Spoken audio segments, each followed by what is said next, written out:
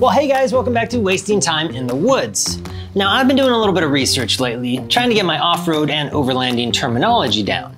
You see, I'm pretty sure that I'll eventually roll my car into a ditch on the trail, and when Matt's off-road recovery shows up to set me right again, I want to be able to impress his crew by casually mentioning that I was just out on a little shakedown, trying to test out my new rig and recovery gear when I failed to reconnoiter a water crossing and ended up topsy on the trail instead of cruising back to the Hardball. I don't really know what any of that crap means, but I know that when I say that out loud, it sure makes me sound adequate. Maybe even capable. Oh, I can get used to that.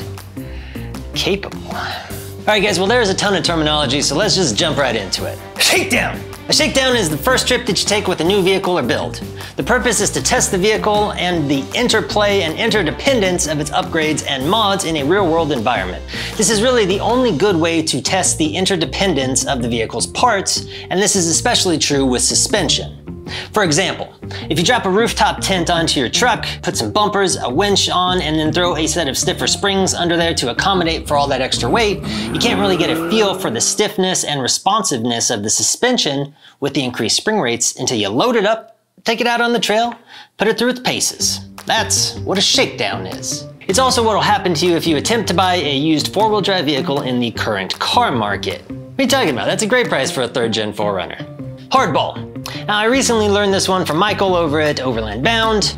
When you're on the hardball, you're on a paved road. Now, this is opposed to the dirt, or being in the dirt, which refers to being off-road on a trail. Most overland journeys are a mix of on-road and off-road driving, with the on-road portion usually outstripping the dirt sections. Now, everybody wants to play in the dirt, but you gotta cross a lot of hardball to get there. For instance, if you drive 300 miles to an amazing destination and then you spend a couple days covering a couple hundred miles of trail, that'll be 600 miles on the hardball and 200 miles total on the pavement. That's a pretty typical mix, and that's mostly hardball driving. Why is this important? It's not.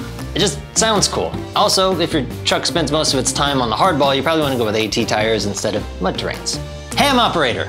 A veterinarian who specializes in pig surgery, and who also has the license and training to communicate via long-range radio transmission. Ham radio is probably the most universal and flexible form of terrestrial radio communication. It gives you the ability to communicate to other radios at distances hundreds of miles away. If you tap into a repeater, you can even extend that around the globe.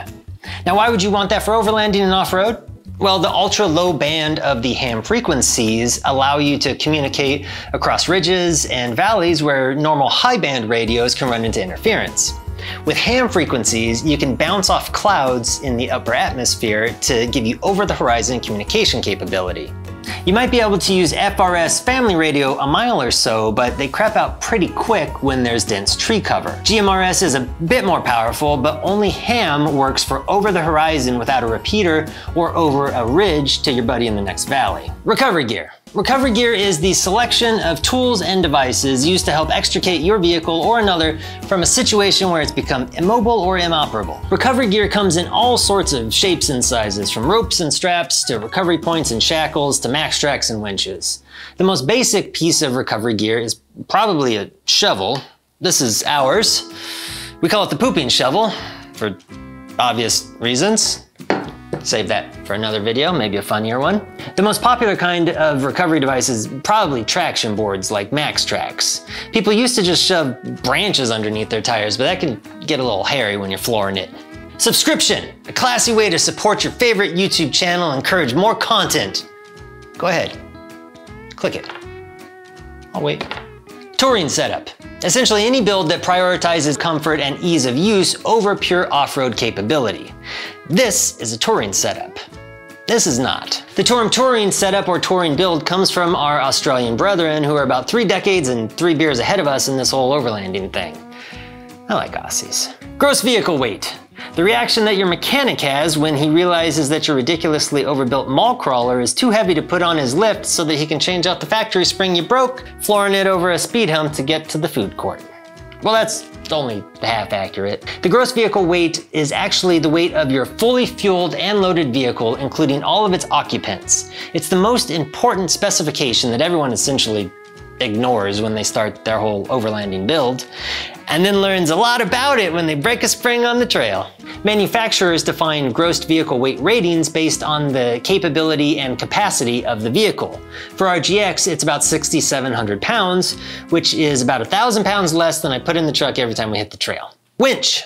A woman who tells you how much she loves camping in the outdoors when you're dating, only to reveal during the marriage that she'd rather scrapbook and go to the farmer's market on weekends. Wait, no, that's a succubus. A winch is an electronically driven pulling device that is most often mounted behind or above the front bumper on an off-road vehicle, giving it the capability of extricating itself from an immobile situation. It allows you to unstuck yourself without the aid of another vehicle. The motor is generally attached to a spool of synthetic rope or braided steel cable that can be unwound and walked to an anchor point like a tree. Once secured with the appropriate rigging, the motor is engaged, adding tension to the rope and pulling the car up and out of the 50-foot ravine that you just drove it into.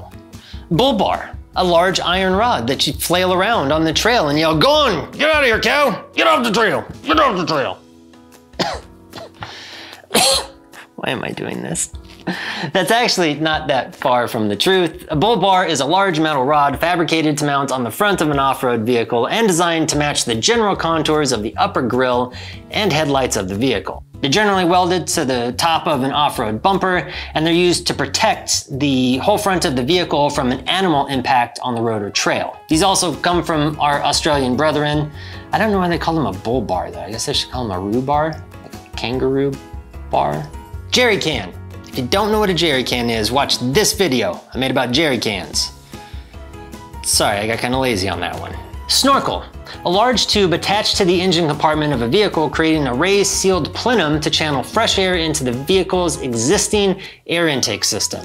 Most often associated with water crossings because of their ability to slightly raise the level of water a vehicle can ford before this happens. I'm not sure that actually helps all that much in that scenario because you can't really have the whole engine underwater for that long. The more commonly cited benefit is that they raise the level of an air intake, keeping all of that trail dust out of your filter and intake so that your vehicle operates more efficiently. It's also a Smurfs knockoff. Yeah, we always have a great time at the Snorkel. I can't wait to get there. Alright guys, well that's all I've got for today. Be sure to let me know everything that I got wrong in the comments below, and while you're down there, hit like, subscribe, and share so that I can make more videos like this. We'll see you out there.